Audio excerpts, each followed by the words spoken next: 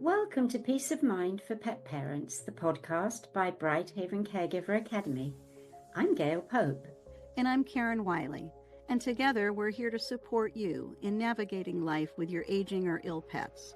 We know how deeply you care for your beloved companions, and we're here to offer guidance, understanding, and resources for this meaningful journey.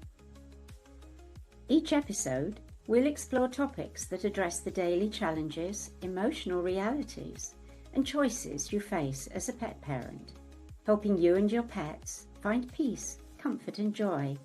Whether it's making sense of a new diagnosis, adjusting to changing needs, or simply seeking a place to feel understood, you're not alone. Thank you for being here with us.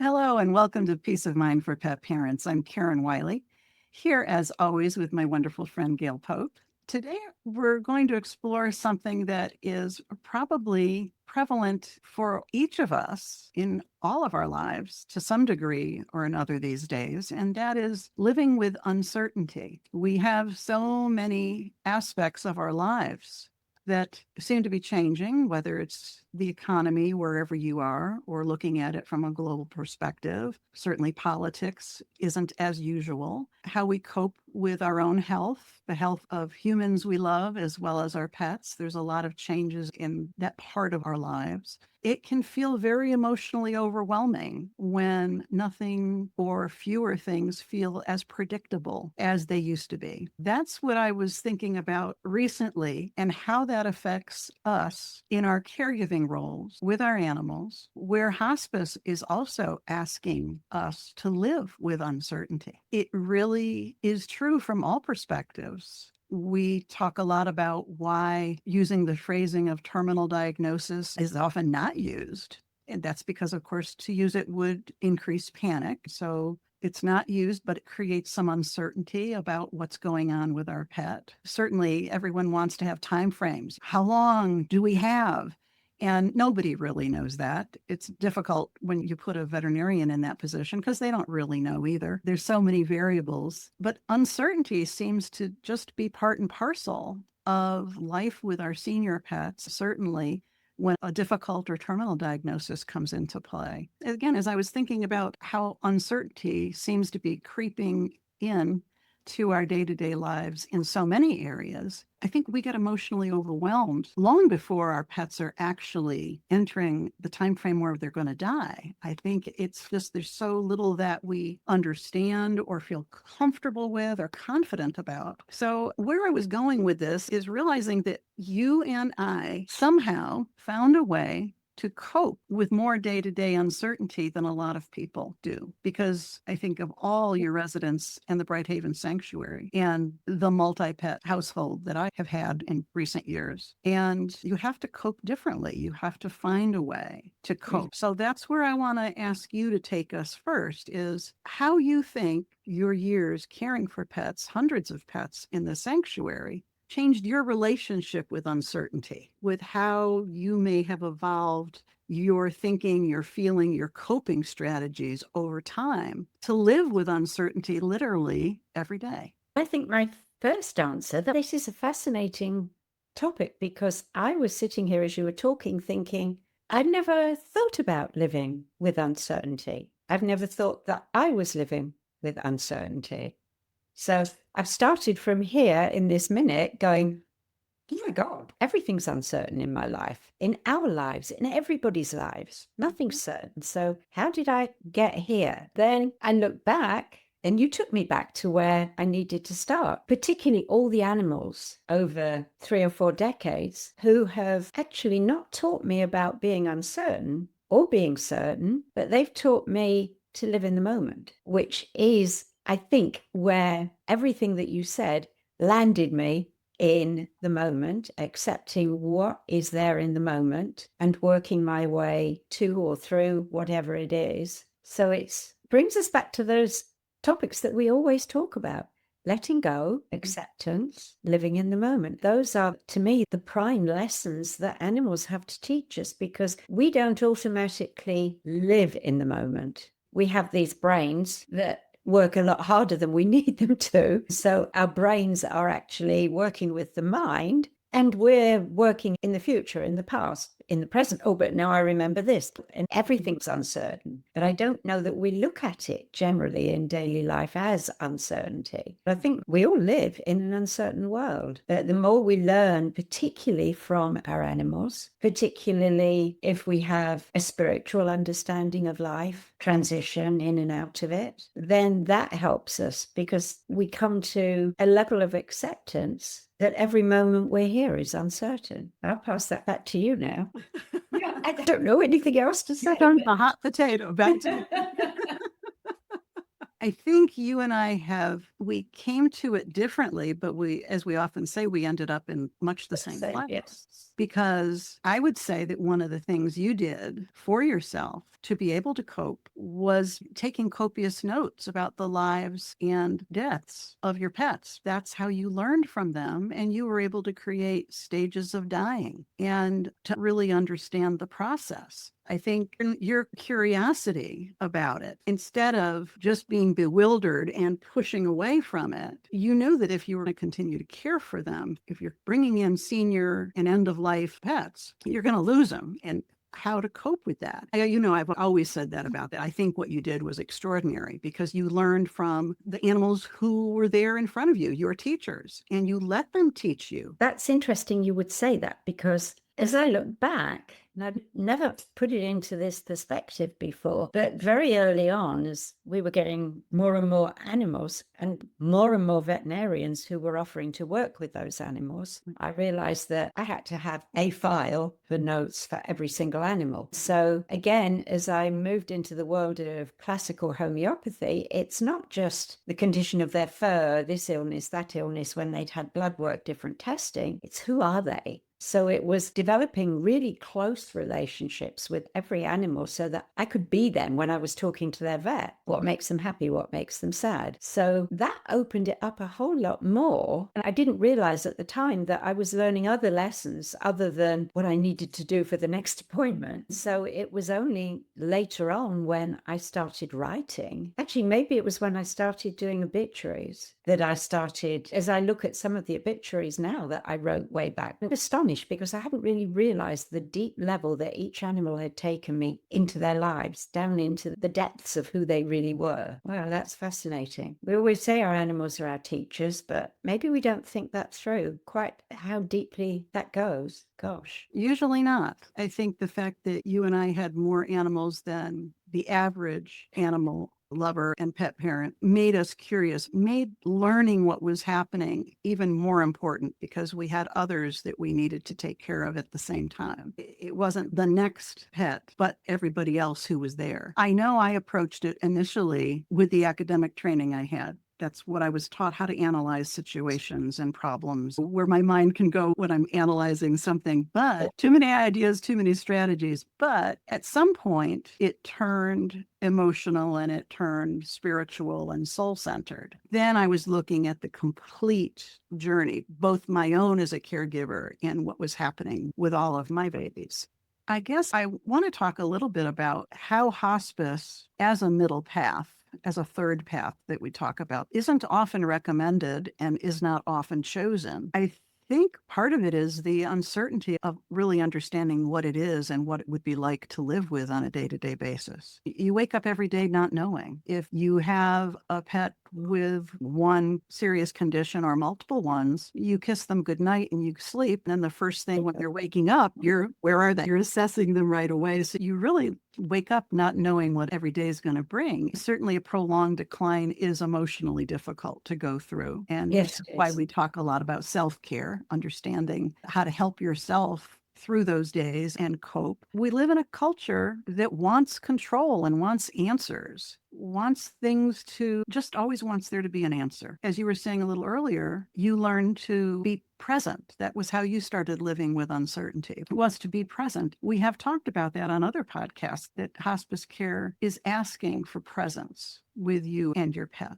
It's not just what your relationship always used to be based on with your pet, and then they got sick and quite know like somehow that's different, but just being with them. That's how you always used to live with them, was to Yeah. enjoy every moment you had with them. The fact that they have something going on in their body doesn't really change it from their perspective. Yeah, you just opened that up for me, particularly because I think in general daily life, we're with our animals, but we're not actually being with them. We're working, we're vacuuming, we're doing whatever we're doing, and they're there, they're over there, and the heart connection is there, but we don't accept their presence in a way that really brings us back to the moment. They're a passing moment, as it were. So that's very different. And maybe again, it's because living with maybe 70, 80 animals at one time, there was always someone who was bringing me into their moment. So I guess that's a strange way of putting it, but I guess I lived in the moment without realizing that I was living in the moment because they forced me into it. Yeah. One of them was always forcing you into it, whether Yes. it was one for 5 minutes and the next one for just 1 or 2 minutes and another one who. It was a loving moment because Yeah. I would be, whatever I was doing, I'd be working, but very aware. There would be those that might come up, I'm writing, and come up and rub against my arm. And it's, oh, that's such a beautiful moment. Then there might be somebody over there who starts coughing. Oh, now I'm into a different moment. Gosh, I don't know how I did it all those years because it was always all about not him, not her, but them. At some point, at least it's sounding to me like I know how you would answer this question. At some point, you gave up expecting certainty. That's what it's sounding to me. I don't remember if I ever did expect it. I probably did because I think, yes, I hadn't thought of it that way. But life is uncertain, isn't it? But we do tend to think of what we will be doing and when we will be doing it. I think I gave that up. People often say to me, put it in your calendar. But I have to live today. I still do that now, even though my life isn't as full with lots of animals and that kind of a diversion. But even now, I have to live for the moment. I guess it's ingrained in me. I've managed to stretch it for today and I know what I have to do today. But if you ask me in the morning, what are you going to be doing this afternoon? I often have forgotten. That to me is awful and it's terrible. But when I look at it on a different level, now I think that's living in the moment. I'm not living for the fact that I'm going to be doing X, Y, or Z at 4 o'clock. That's there. My calendar's got that. Secretary. It's called a match. That's right. If you have something that's in your calendar for the afternoon, you know about it and you work I know around it. but you let it go. Like everything about the whole day changes because of that one commitment or meeting with a client or whatever it is that we're doing. I was just going back to where you were talking about the hospice period and thinking how I learned to accept. I didn't learn very well to control my fears because those are things we always have when someone we love is possibly, and that's a good word to you, possibly approaching the end of life. We never know for sure if or when that may occur, or if this may just be something that they get over and continue. So there is so much fear that travels with us when we're caring for an animal. So our mind lives in the future, and it's difficult to bring it back to the present and be with our animals. I know we all strive to do that when we're dealing with one or just a few animals. I guess that's something else that I've learned a little bit how to do,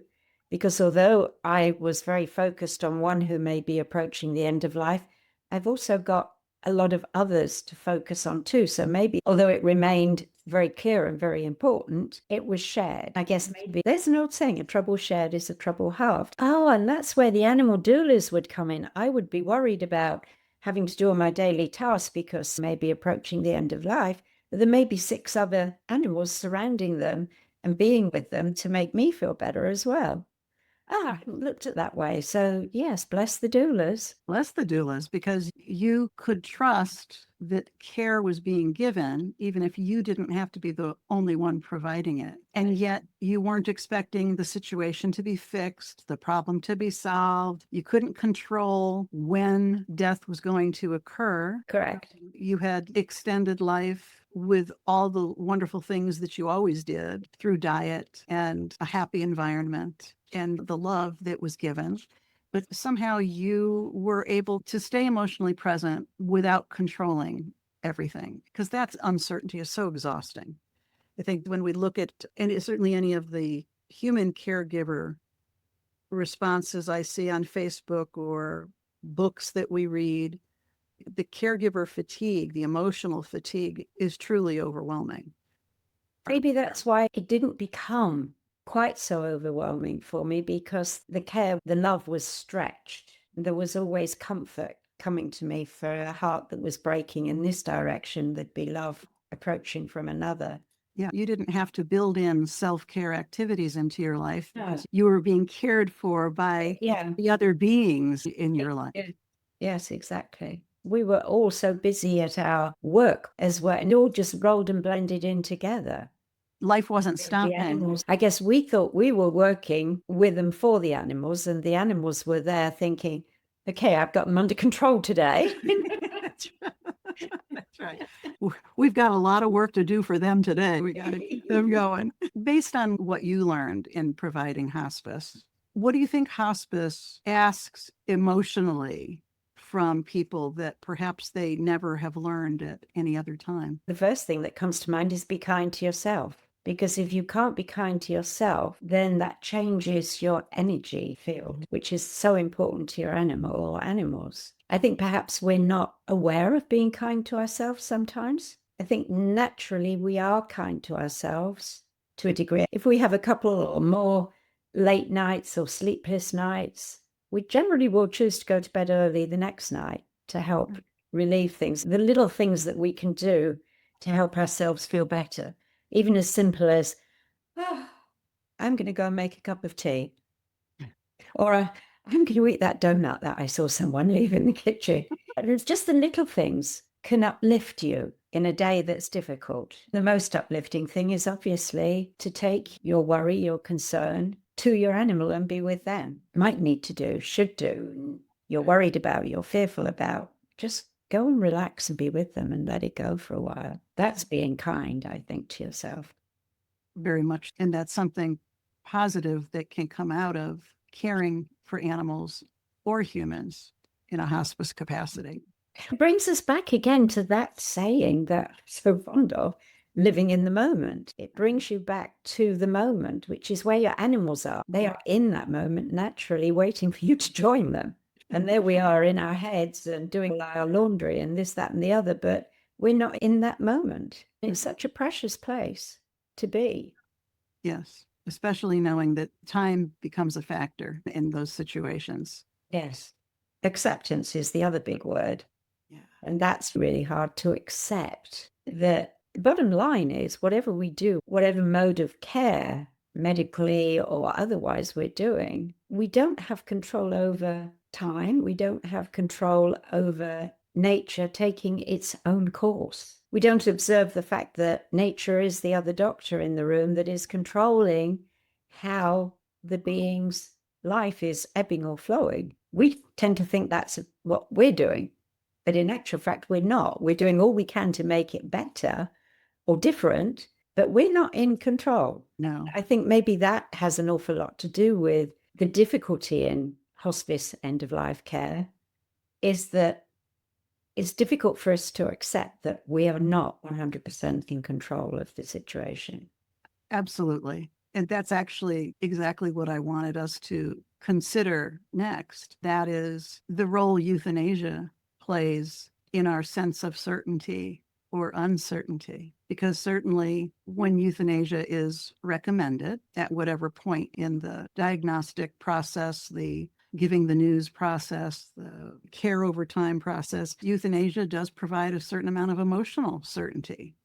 It certainly provides more certainty about finances, which can be astronomical these days in terms of the care provided or if people are still pursuing treatment.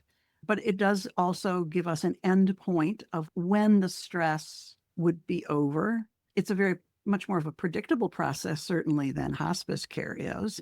I think for many of those reasons, it offers relief from the ambiguity that the option of hospice provides. Yes and no, because in the world that you and I live in, hospice isn't about the end of life. Hospice is about the comfort during living in the last chapter of life. Then euthanasia, the choice should be at the end of that, which way transition occurs. I think putting the nail on the head here, whether you choose willingly or unwillingly, to have euthanasia or a natural death at the end, so long as you have made that choice carefully and considerately, and it really feels to you in your heart that it is the right choice, then I'd love to say there's no guilt. However, we're human and it is hard to be human. Whatever our choice, we can always look back and wonder if we did the right thing. However, I think when we look at end of life as a choice, it's not a choice for humans, as yet anyway.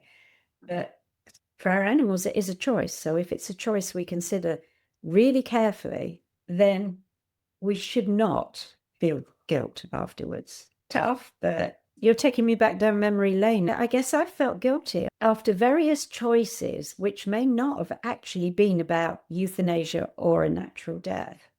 I've got to the point where I can almost see which is the obvious choice here. It doesn't become a choice. I think for me, if euthanasia is going to be the end, it becomes very clear to me that I have to make that choice.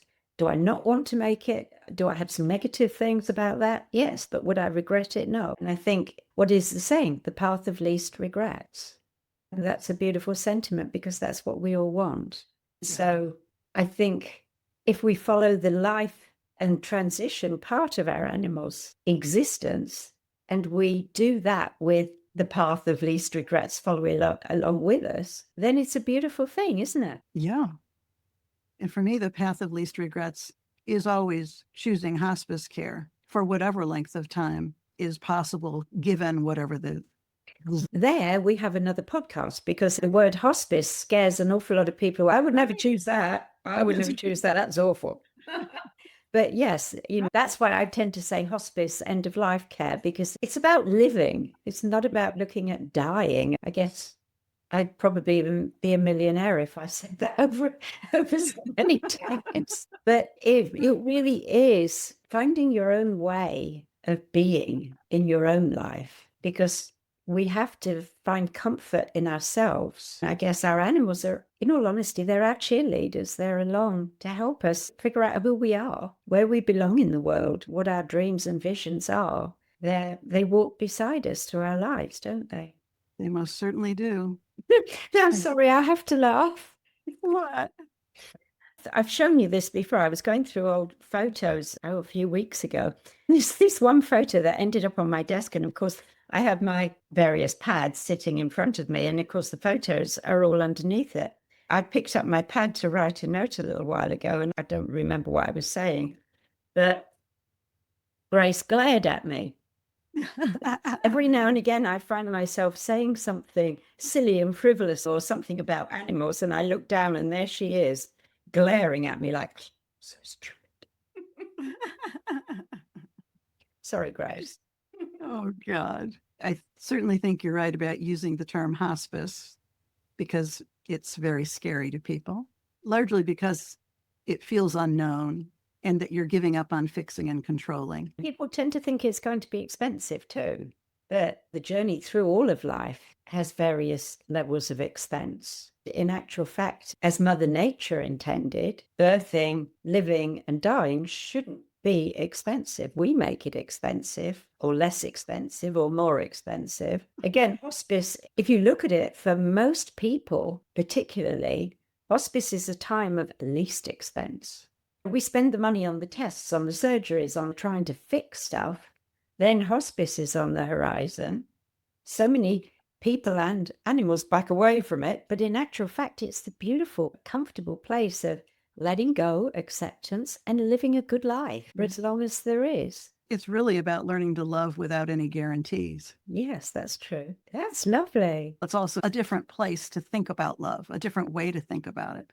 Because so often, I think, maybe I'll just put it for myself, I think of all the different things I do or don't do in caring for my pets, because I'm trying to control the length of their life and have them with me forever. Being with them in their last chapters, you're still loving them, but you have no guarantee about the time frame, and you really have to learn to let that part go.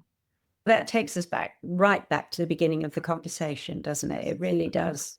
As I look around and realize that the animals have taught me to let go of so much of the worry and fear and just enjoy life with them because that's what they want to do, regardless of the long list of different medical diagnoses they may have. It doesn't matter to them as much as it matters to us. No, they still just live. They just live their lives and they enjoy every moment that they have. Hopefully we can learn how to do that too. Yeah. Anything else you would like to say on this topic, Ms. Pope? I don't think so. I was just sitting here thinking about the word acceptance again, and it's very relevant for this conversation, but the way we've worked the conversation around, it's come back to acceptance of our own selves, hasn't it? Yeah. We have to accept who we are, which isn't easy to do sometimes. No, it isn't. But we also know that caregiving changes each of us, usually for the better. Or it could turn us into alcoholics. Fortunately, you and I didn't choose that path. Instead, here we are. There's still time. Okay, maybe that'll be a topic for next week.